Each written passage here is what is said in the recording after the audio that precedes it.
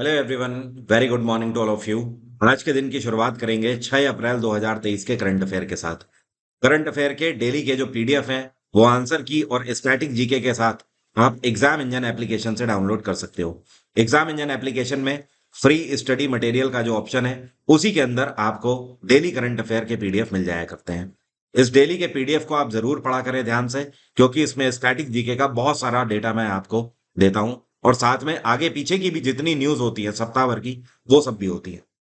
तो चलिए शुरू करते हैं आज का सेशन। लेकिन पहले बात करेंगे कल के सवाल की।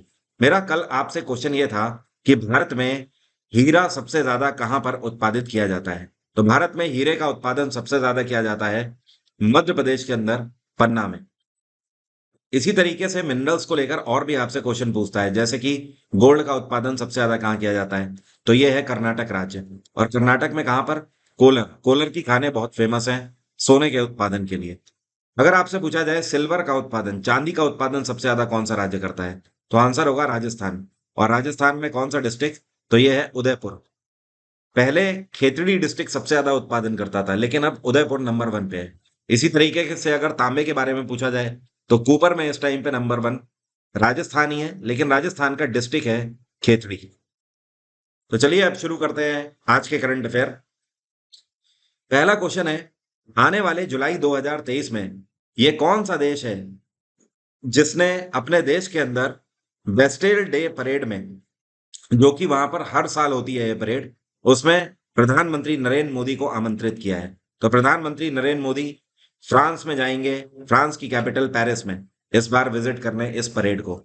और फ्रांस के राष्ट्रपति इमैनुअल मैक्रोन ने आमंत्रित किया है इनको। प्रधानमंत्री नरेंद्र मोदी से पहले भारत के एक और प्रधानमंत्री हैं जिनको बेस्टिल डे परेड में आमंत्रित किया जा चुका है। ये है doctor Manmohan Singh. Doctor Manmohan Singh Bastille day parade में साल 2009 में गए थे। अपार्ट फ्रॉम दिस, जब ये मीटिंग होगी तो इसमें इमैनुअल मैक्रोन और प्रधानमंत्री नरेंद्र मोदी के बीच में काफी सारे डिस्कशंस हो सकते हैं आने वाले टाइम में, भारत और फ्रांस के बीच में एग्रीमेंट्स को लेकर। इंडो पैसिफिक रीजन के ऊपर भी, न्यूक्लियर पावर हो गई या डिफेंस पावर हो गई, उसके ऊपर स्ट्रैटेजिक वे में कई सारी चीजें यहाँ पर हो सकती हैं। तो जुलाई 2023 हमारे लिए काफी इंपॉर्टेंट होने वाला है। फ्रांस में इस टाइम पे प्रधानमंत्री कौन है? इनका नाम है एलिजाबेथ बोर्न। कौन है? Elisabeth Borne. और यूके में इस टाइम पे ऋषि सुनाक प्रधानमंत्री है। रशिया में व्लादिमीर पुतिन की सरकार है। और अमेरिका में जे बिडेन की सरकार है। अगला क्वेश्चन है, इनमें से कौन सी कंपनी है जिसने अभी हाल ही में रशिया की सबसे बड़ी oil producing company Ross NEFT के साथ एक पैक्ट साइन किया है? तो ये है भारत की Indian oil corporation. Indian oil corporation ने ये जो पैक्ट साइन किया है रशिया की सबसे बड़ी ऑयल प्रोड्यूसिंग कंपनी रॉसनेफ्ट के साथ, इसका सीधा सा फायदा भारत को क्रूड ऑयल में देखने को मिल सकता है। इसी के साथ ही आपको बता दूं, इस साल मार्च के महीने में रशिया भारत के लिए सबसे बड़ा सप्लायर रहा है क्रूड ऑयल का। अपार्ट फ्रॉम दिस, एक और चीज हुई है पहली बार अभी हाल ही में, कि भारत के 5 सबसे बड़े ट्रेडिंग पार्टनर्स में रशिया भी रहा है इस बार। और रशिया और भारत के बीच में साल 2022 के सत्र में जो व्यापार हुआ है, ये 38.4 बिलियन का व्यापार हुआ है, जो कि टॉप 5 में एक है। और इंडियन ऑयल की अगर बात करें तो इंडियन ऑयल की स्थापना कब करी गई थी? इसकी स्थापना करी गई है 1959 में। इसका हेडक्वार्टर है नई दिल्ली और इस टाइम पे इसके चेयरपर्सन है श्रीकांत माधव वैद्य। श्रीकांत माधव वैद्य। अगला क्वेश्चन है, प्रधानमंत्री नरेंद्र मोदी ने अभी हाल ही में मध्य प्रदेश के भोपाल से लेकर भारत की राजधानी नई दिल्ली तक के लिए एक नई वंदे भारत एक्सप्रेस ट्रेन का शुभारंभ किया है। तो इसको हरी झंडी प्रधानमंत्री नरेंद्र मोदी ने भोपाल से दिखाई है और ये नई दिल्ली तक वंदे भारत एक्सप्रेस चल रही है। ये भारत की कौन सी वंदे भारत एक्सप्रेस है? क्योंकि अभी तक तो कई सारी चल चुकी हैं। आपको ध्यान रखना है, ये भारत की 11वीं वंदे भारत एक्सप्रेस है। 11th ट्रेन है वंदे भारत ऐसे। पहली कौन सी है? तो पहली थी वाराणसी से लेकर नई दिल्ली तक। जो दूसरी वंदे भारत एक्सप्रेस है वो नई दिल्ली से लेकर माता वैष्णो देवी जम्मू कटरा तक चलाई गई। जो तीसरी वंदे भारत एक्सप्रेस है यह मुंबई से लेकर गांधीनगर तक चलाई गई थी। चौथी वंदे भारत एक्सप्रेस जो है ये नई दिल्ली से लेकर अंदौरा तक चलाई गई थी। जो पांचवी है ये आपकी चेन्नई से लेकर मैसूर तक चलाई गई।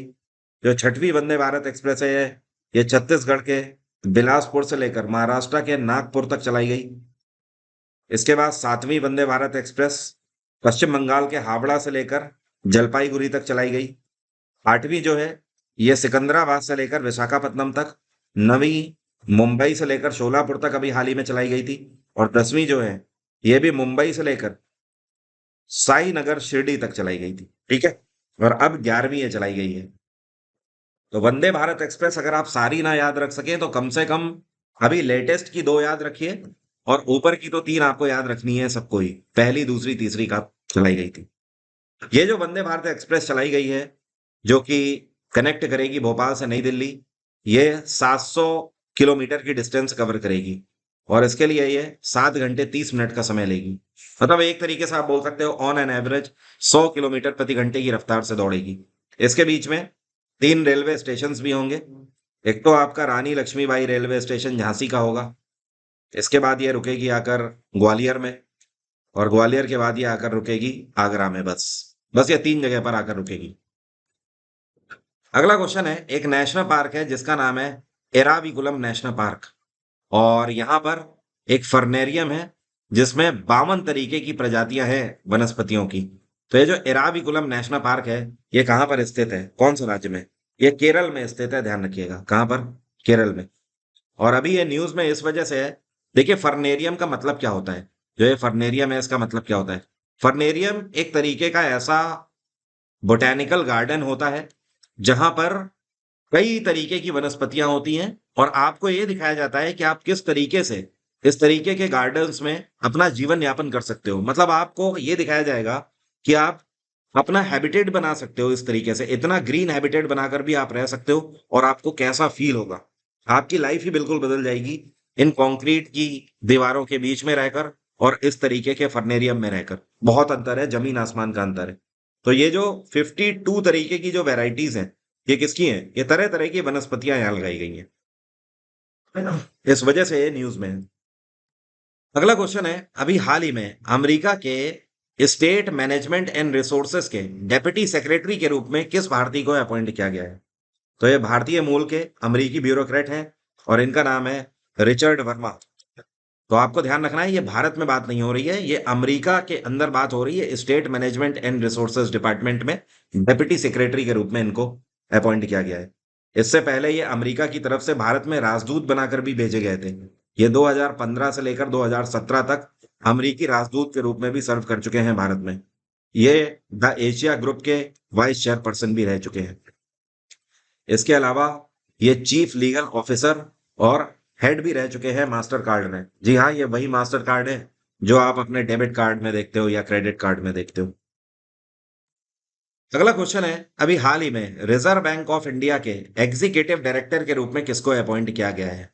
और ये रिजर्व बैंक ऑफ इंडिया के अंदर एक साथ 4 विभागों को संभालेंगे और उन 4 विभागों में से एक consumer education and protection department भी होगा। तो इनका नाम है नीरज निगम। नीरज निगम। और ये 30 साल से अपनी सर्विस दे रहे हैं रिजर्व बैंक ऑफ इंडिया के अंदर। आरबीआई के अंदर इनको काफी सारे सेक्टर्स में बहुत सारा एक्सपीरियंस है, जैसे कि बैंक अकाउंट्स में, करेंसी मैनेजमेंट में और रेगुलेशन एंड सुपरविजन में, ह्यूमन रिसोर्स मैनेजमेंट में। 30 साल का करियर आप समझ ही सकते हो कितना रिच एक्सपीरियंस है। तो अब इनको एग्जीक्यूटिव डायरेक्टर के रूप में आरबीआई ने अपॉइंट किया है। रिजर्व बैंक ऑफ इंडिया की स्थापना 1935 में करी गई थी। इसका हेडक्वार्टर है मुंबई और आरबीआई के चेयरपर्सन या आप प्रेसिडेंट बोल सकते हो, ये हैं शक्तिकांत दास। ये 25वें गवर्नर हैं आरबीआई के। शक्तिकांत दास को साल 2023 के लिए गवर्नर ऑफ द ईयर भी डिक्लेयर किया गया है। अगला क्वेश्चन है, हिताची पेमेंट सर्विसेज के मैनेजिंग डायरेक्टर के रूप में किसको अपॉइंट किया गया है? हिताची एक इलेक्ट्रॉनिक कंपनी है और ये एसी बनाने के लिए काफी मशहूर है, एयर कंडीशनर्स बनाते हैं। तो इसके मैनेजिंग डायरेक्टर के रूप में अभी हाल ही में सुमिल विकमसे को अपॉइंट किया गया है। किसे? सुमिल विकमसे। और इन्होंने जिनको सक्सीड किया है उनका नाम है रुस्तम ईरानी। तो रुस्तम ईरानी इससे पहले हिताची पेमेंट सर्विसेज के एमडी थे। अब ये रिटायर हो रहे हैं और इनकी जगह सुमिल ले रहे हैं। अभी हाल ही में जो मैंने आपको कुछ अपॉइंटमेंट्स बैंकिंग सेक्टर में बताए हुए हैं उनमें से कुछ इंपॉर्टेंट हैं, जैसे कि आपको ध्यान रखना है अभी सिटी कॉमर्शियल बैंक के, सिटी बैंक जो है ना अमेरिका का, इसके हेड कौन बनाए गए हैं? ये हैं भानु वोहरा, भानु वोहरा। इसके अलावा इंडस इंड बैंक में नए सीईओ सुमंत खतपालिया अपॉइंट कर दिए गए हैं एक बार फिर से। नेक्स्ट क्वेश्चन है, एक सैटेलाइट है जिसका नाम है ओफेक 13। ये एक स्पाई सैटेलाइट है, मतलब जासूसी करने के लिए है, और ये इंटेलिजेंस इंफॉर्मेशन देती है। इस सैटेलाइट को अभी हाल ही में स्पेस पर लॉन्च किया गया है शेविट लॉन्च व्हीकल से, और ये जिस एयरबेस से लॉन्च करी गई है उसका नाम है पाल्माचिन एयरबेस। तो सवाल ये है कि ये कौन से देश की सैटेलाइट है ओफेक 13? ये इसराइल की सैटेलाइट है। इसराइल ओफेक का इससे पहले भी एक वर्जन लॉन्च कर चुका है, और इस सैटेलाइट की खास बात यह है कि वेदर चाहे जैसा हो, चाहे बहुत ज्यादा धूप हो, चाहे स्टॉर्म आया हो, या फिर बहुत ज्यादा बर्फ हो, बहुत सारा फॉग हो, किसी भी वेदर कंडीशन में ये बेस्ट इमेजेस ले सकती है। तो ये एक तरीके से images and videos intelligence collection satellite है ये। और इसराइल की कैपिटल है जेरूसलम। इसराइल में करेंसी क्या चलती है? इसको बोलते हैं शेकेल। क्या बोलते हैं? शेकेल। इसराइल में इस टाइम पे प्रधानमंत्री है बेंजामिन नेतान्याहू, और 1.5 साल पहले यहाँ के नए राष्ट्रपति बने थे इशाक हेrzog। इशाक हेrzog अभी पिछले ही साल बेंजामिन नेतान्याहू फिर से प्रधानमंत्री बन गए हैं, और इन्होंने नेफ्ताली बेनेट को सक्सीड किया है। अभी हाल ही में एक ग्रुप बनाया गया था जिसका नाम था I2U2। ये बहुत इंपॉर्टेंट है, ध्यान रखना सभी लोग, क्योंकि मुश्किल से 6 महीने के अंदर का ही है ये न्यूज। तो I2U2 में ये जो ग्रुप बनाया गया है ये 4 देशों का समूह है। यहाँ पर I2 का मतलब है आई फॉर इसराइल, और आई फॉर इंडिया, और U2 का मतलब है, एक यू का मतलब है यूनाइटेड अरब अमीरात, और दूसरे यू का मतलब है यूएसए। ठीक है, तो यूएसए, यूनाइटेड अरब अमीरात, इंडिया एंड इसराइल, इन 4 देशों ने आपस में security, peace, trade and management के लिए I2U2 नाम का एक ग्रुप बनाया था। अगला क्वेश्चन है, फार्मूला 1 की ऑस्ट्रेलियन ग्रैंड प्रिक्स 2023 रेस किसने जीती है? तो ये बेल्जियम के खिलाड़ी हैं, और ये हैं मैक्स वर्समैन। ये रेड बुल टीम से खेलते हैं, और इन्होंने इस बार का ऑस्ट्रेलियन ग्रैंड प्रिक्स अपने नाम कर लिया है। अपार्ट फ्रॉम दिस एक चीज और ध्यान रखिएगा, सेकंड नंबर पे इस बार लुइस हैमिल्टन रहे, और थर्ड नंबर पे फर्नांडो ओलांजो रहे। कौन? फर्नांडो ओलांजो। साल 2022 की अगर बात करें तो सबसे ज्यादा फार्मूला 1 ग्रैंड प्रिक्स मैक्स वर्समैन ने ही जीते हैं, और 2021 की अगर बात करें तो लुइस हैमिल्टन ने जीते थे। लुइस हैमिल्टन को करीब 1 साल पहले ब्रिटिश एडमिनिस्ट्रेशन की तरफ से नाइटहुड से भी सम्मानित किया जा चुका है। अगला क्वेश्चन है, अभी हाल ही में CBI, central bureau of investigation, CBI की डायमंड जुबली सेलिब्रेट करी गई दिल्ली के विज्ञान भवन में। इसका शुभारंभ किसके द्वारा किया गया? प्रधानमंत्री नरेंद्र मोदी ने इसका शुभारंभ किया। ठीक है, और सीबीआई की स्थापना के पूरे 60 वर्ष हो गए। जब 50 वर्ष हो जाते हैं तो उसे गोल्डन जुबली बोला जाता है, जब 25 होते हैं तो उसे सिल्वर जुबली बोला जाता है, और जब 60 वर्ष हो जाते हैं तो उसे डायमंड जुबली बोला जाता है।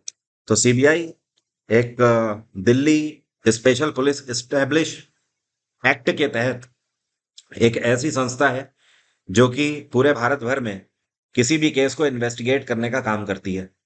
इसके अलावा जो सीबीआई है इसकी रिकमेंडेशन केंद्र से ही होती है, और जिस तरीके से सीबीआई केंद्र की एक संस्था है इन्वेस्टिगेट करने के लिए, ये देश के मामलों को इन्वेस्टिगेट करते हैं, उसी तरीके से राज्य के अंदर एक सीआईडी होती है। तो सीआईडी जो होती है ये जो राज्य सरकार है उसकी रिकमेंडेशन पर इन्वेस्टिगेट करती है, और जो सीबीआई है ये केंद्र सरकार की रिकमेंडेशन पर इन्वेस्टिगेट करती है। सीबीआई की स्थापना 1963 में करी गई थी, और सीबीआई का हेडक्वार्टर है नई दिल्ली, और इसके डायरेक्टर जनरल इस टाइम पे कौन है? सुबोध कुमार जायसवाल। क्या आपको पता है सीबीआई की इकलौती एकेडमी है पूरे भारत में कहां पर? तो ये है दिल्ली एनसीआर के अंदर गाजियाबाद में। गाजियाबाद इकलौती सीबीआई एकेडमी है। तो कल को अगर आप सीबीआई में जाते हैं तो आपकी ट्रेनिंग यहीं पर होगी, गाजियाबाद में। अगला क्वेश्चन है, प्रिवेंशन ऑफ ब्लाइंडनेस वीक 2023 कब से कब तक मनाया गया? तो ब्लाइंडनेस के बारे में अवेयरनेस फैलाने के लिए ये सप्ताह मनाया जाता है 1 से लेकर 7 अप्रैल तक इसको मनाया गया, और पहली बार ये जो ऑब्जर्व किया गया था 1960 में। जो आपको पिक्चर में व्यक्ति दिख रहे हैं इनका नाम है सलीम दुरानी। अभी 88 वर्ष की उम्र में इनका निधन हो गया। ये कौन थे? लेखक थे, फुटबॉलर थे, अभिनेता थे, क्रिकेटर थे। तो सलीम दुरानी भारतीय क्रिकेट के जगत में एक बहुत बड़ा नाम थे। और इन्होंने टोटल अगर देखा जाए तो 29 टेस्ट खेले हैं भारत की तरफ से। अगर अगर बात करें इनके लाइफ करियर में, तो इन्होंने टोटल मैच 170 खेले हैं, जिसमें से 29 टेस्ट हैं। और 170 मैचेस में 8,545 रन इन्होंने बनाए हैं। और ये ऑलराउंडर की अहमियत से खेलते थे, तो केवल रन ही नहीं बनाए हैं, विकेट भी इन्होंने लिए हैं। और काफी अच्छा स्कोर है इनका विकेट में भी। 484 विकेट इन्होंने लिए हैं अपने करियर में, उस टाइम के हिसाब से आप समझ लीजिए। और एक और बहुत बड़ा इंटरेस्टिंग फैक्ट, ये पहले फर्स्ट अर्जुन अवॉर्डी हैं। मतलब अर्जुन अवार्ड पाने वाले पहले भारतीय हैं ये। और उसके बाद जब इन्होंने रिटायरमेंट ले लिया, फिर ये बॉलीवुड में भी एंटर कर गए। और इनकी एक मूवी आई थी, चरित्र चरित्र मूवी। तो एक बहुत बड़े दिग्गज भारतीय क्रिकेटर सलीम दुरानी का निधन हो गया। अब मेरा आज का सवाल आपसे बहुत ही सिंपल है। आप में से कितने लोग बता सकते हैं कि भारत का पहला नगर निगम जो कि 1687 में स्थापित किया गया था, कहां पर? बंबई, कलकत्ता, इलाहाबाद या मद्रास? कमेंट बॉक्स में जल्दी से लिखकर बताइए। एग्जाम इंजन पर बहुत बड़ा अनाउंसमेंट कल की डेट में मैंने कर ही दिया है। कल शाम को अगर आपने स्ट्रैटेजी नहीं देखी है तो देख लीजिए। जीएस जीके का फुल फाउंडेशन बैच मैं लॉन्च कर रहा हूं, और ये लॉन्च हो भी चुका है। इसका लिंक वीडियो के डिस्क्रिप्शन में है। एग्जाम इंजन पे जाकर आप इसे ले सकते हो। अब इसमें नया क्या है, सवाल ये उठता है। इसमें नया ये है कि जितना भी history, polity, geography, science, economics, ये सब के वीओडी क्लासेस आपको मैं दे रहा हूं। सबकी आपको रिकॉर्डिंग क्लासेस यहां पर मिल जाएंगी। आपको किसी का भी वेट करने की जरूरत नहीं है। एक बार में पूरा सिलेबस आपको खत्म करना है। ये तो पुरानी चीज हो गई। अब इसमें नया क्या है? नया ये है कि इस बैच को लाइव क्लासेस के तौर पर मैं 12 अप्रैल से शुरू कर रहा हूं। और 12 अप्रैल से जब ये क्लासेस शुरू होंगी, तो यहां पर मैं हर एक टॉपिक लेकर उसके वन लाइनर आपको कराऊंगा। मतलब हिस्ट्री का हर एक टॉपिक पकड़ूंगा, पॉलिटी का, ज्योग्राफी का हर एक टॉपिक, साइंस का हर एक टॉपिक, और इकोनॉमिक्स का हर एक टॉपिक। सिर्फ और सिर्फ आपको वन लाइनर प्रैक्टिस कराऊंगा। मैं भी देखता हूं इस बार सिलेक्शन कैसे नहीं होता है इस बैच को लेकर। इसके अलावा जितने भी एमटीएस वाले हमारे स्टूडेंट हैं, आपके एग्जाम को 30 दिन से भी कम रह गया है, तो आपके लिए 30 दिन का एक आखिरी में एमसीक्यू प्रैक्टिस बैच लॉन्च किया है। आप इसके लिए जल्दी से एनरोल कर लीजिए। इसको मैं स्टार्ट करने जा रहा हूं 8 तारीख से, परसों से, 8 अप्रैल से। बाकी ऐसे स्टूडेंट जो कि मैथ का पूरा वीओडी बैच लेना चाहते हैं ले सकते हैं, रीजनिंग का ले सकते हैं, और इंग्लिश का भी पूरा ले सकते हैं। मैंने लास्ट मोमेंट पर आपको कहीं पर भी ऐसा करने की नहीं सोची है कि आप किसी पर डिपेंडेंट रहें। इन बैचेस को लेने पर आप किसी पर भी डिपेंडेंट नहीं रहेंगे। सीधे अपना बैच लीजिए, सीधे घर में पूरा सिलेबस कवर करिए और स्टडी करिए। आपको ये देखने की जरूरत नहीं है कि डेली क्लास हो रही है कि नहीं हो रही है। एक ही बार में पूरा कंटेंट आपके हाथ में। इसके अलावा ऐसे स्टूडेंट जो कि 2023 का कोई भी एग्जाम दे रहे हैं और हिस्ट्री बैच मेरा लेना चाहते हैं, तो पूरी मैंने कवर कर रखी है, ये भी रिकॉर्डेड है। पॉलिटी भी आप एक बार एग्जाम इंजन में जाके देखिए, आपके मतलब का बहुत सारा वहां पे कंटेंट है। Thank you so much, have a nice day, take care, bye bye, आपका दिन मंगलमय हो। अच्छा हाँ, एक चीज और ध्यान रखिए, ये जो बैचेस हैं, एमटीएस वाला, फाउंडेशन के जितने भी हैं, ये 1500 वाला फुल बैच, और ये इंग्लिश वाला, इन सब पे आज 6 तारीख से लेकर 8 तारीख की रात 12 बजे तक 20% का ऑफर चल रहा है एग्जाम इंजन पे। उसके बाद ये ऑफर खत्म हो जाएगा, फिर कोई भी इसमें डिस्काउंट आपको नहीं मिलेगा। चलिए कल मिलते हैं, आपका दिन मंगलमय हो।